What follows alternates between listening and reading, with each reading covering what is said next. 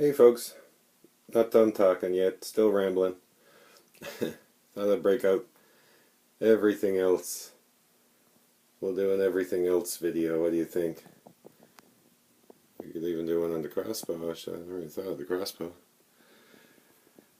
Yeah, I'm going to call this an everything else video. So, yeah, this is everything else. When I said earlier that the bokeh matched everything else, that's what I meant. It's just a coincidence. The ones on the website were the same color as the Shirasai, well, no color. But I was pretty surprised when they came red, or mahogany stain, or whatever. The Kamas, like I said in the other video, they didn't come that way. They came with these really weird dog stickers. I don't know, they look like something that should have been on a rice package. It was a bit weird, so I took those off and did a pretty good job, I think, wrapping them, staining them. Scuffed them back with 180 grit for those of you that want to try it. But yeah, that's all I did with those. The Sai I paid way too much for. I bought those at the store.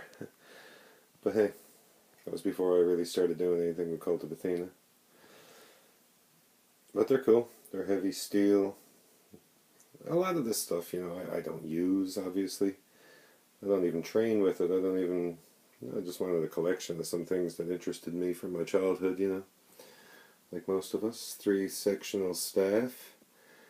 I made the joke about the 3-section staff is that the person that you're wielding it against is in very slightly more danger than you are. There's a million ways to hurt yourself with that thing. Again, just for the collection. The nunchucks, even when we were kidding in Shaku, you know, I was never that much interested in it. It was something that I made for the collection. I know how to make them, so. And I thought that the purple paracord would finally go to some use, and it actually looks really kung fu, I think. I don't know. Speaking of kung fu, I watched a show. It's a documentary on the internet, and they were talking about the Amacy. So being English speaking, I was searching for M-A-C, 3 letters. And eventually I found out that it's E-M-E-I-C-I, Amacy. Ame piercers, or Amacy. But anyhow, I'm probably not pronouncing it right, but these are the spin on your finger things, you know. Where are they? They spin on this center axis. There you go. And any which way you grab them, they have this on either side, but it's dull, obviously. It's pointy, but it's dull, and I'd rather leave them that way. They're just a trainer. They're just, again, something for the collection. Speaking of the collection, I said earlier about the Naginata, I don't have much stainless steel junk, but if you watch Fast Action Blades video on this thing, $19, and that's paying too much, let me tell you. Here's it, here we go. $19, the Yukon Bowie, I think it's called, the Yukon, maybe.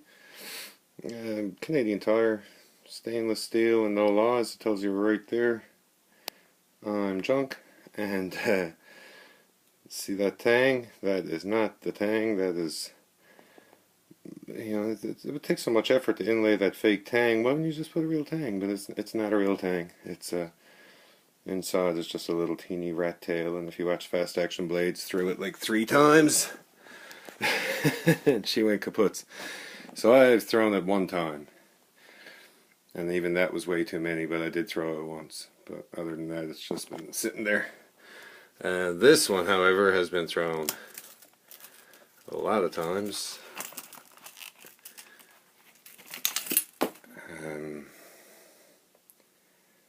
It's the K-Bar Olean, New York, USA, patent number, model number. She's got the cool serrations on the back. I said in my other video that it was Kydex, it's now this Creighton handle, Creighton.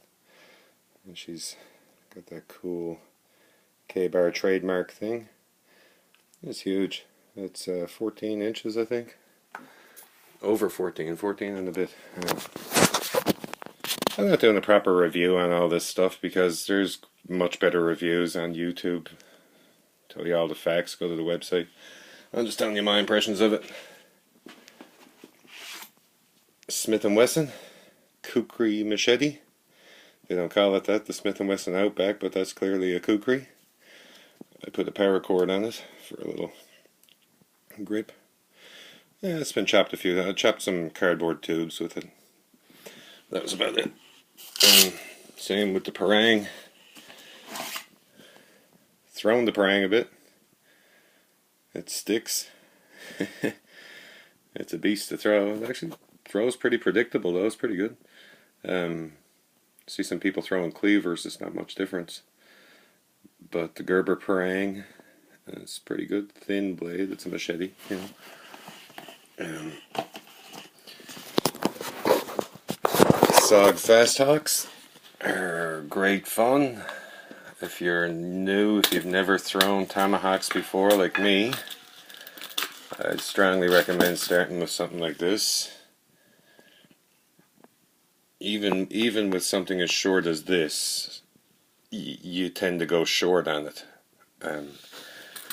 You have to go further back than you think. And with a longer one, you got to go further back than you think. So the shorter ones I found were much easier to get a good throw with. Not that I spent much time with the long ones, but definitely this was tough enough. But the Fast Hawks, man, they were pretty cheap, $40 or something. Canadian Tire. And the comments we talked about, the size we talked about. Butterfly knife is illegal, you can't show that. Well, this one's actually a bottle opener. Bottle opener that I kind of semi-sharpened, so it's semi-illegal. Sort of a knife. But it's not a bad butterfly knife. It works. Yeah. Works. But legal. I'll skip over those ones, I'll come back to them. Cold Steel True Flight Throwing Knife. Again, lots of videos. Fast Action Blades. Uses the hell. Jesus, Fast Action Blades has like a 50-foot throw or something, man. Go watch that video if I should put a link on it. But, and the one next to it is kind of similar to somebody who was the untrained eye, but that is $12 junk. Speaking of $12 junk, where's the two? There, these are all perfect point kunai and perfect point no spin kind of style ones. These ones up here are EDC knives. Definitely EDC knives for a long time. 4 of these have been many miles from home with me. This is no secret that I play in a rock and roll band. I tour around extensively, and on the road you never know what's going to crop up. And this thing up here is the Leatherman Wave with the tool bit set. It's the Leatherman Wave, and the tool bit set is poked away inside there. But this is on my belt 24/7. Well, not that, but for as long as my belt's on. Yeah, it hasn't let me down. I own it probably 8 months, close on a year, not a year, definitely 8 or 10 months. And unreal. Don't know how I got through life without that and my mag light, definitely. But this was my everyday pocket knife for the first little while. This is a Gerber Swagger. Gerber Swagger. Not bad, a little semi-serration. You know, I work in a music store, so I end up cutting open a lot of boxes and stuff like that. And this is great on strapping material and, you know, everything but staples. This one is the Torch 2. Yeah, let me switch hands here. This one's the Torch 2. Where's the 2? And again, opening assisted knives are illegal in Canada. But this is flipper, finger flipper. So very little flick, a little flick more than that, but there it is. Try it one more time. There you go. Yeah, cool as hell. I like it. It was a little over the top for an EDC. I EDC'd it for a while, and if you take it out near the public, you kind of get some glares. It is a little bit aggressive looking, I guess. Then I came across this one. They ordered in some Spyderco knives at the store I deal with, one of the stores I deal with. And this one came in the Spyderco Endura 4 Emerson Wave, I think, something close to that. Yeah, Spyderco Endura, and it's the Emerson Wave. So there's other videos. I'm not going to waste time here showing you how this works, but that snags on your pocket when you open. When you pull it out of your pocket, that thing hooks and out she pops.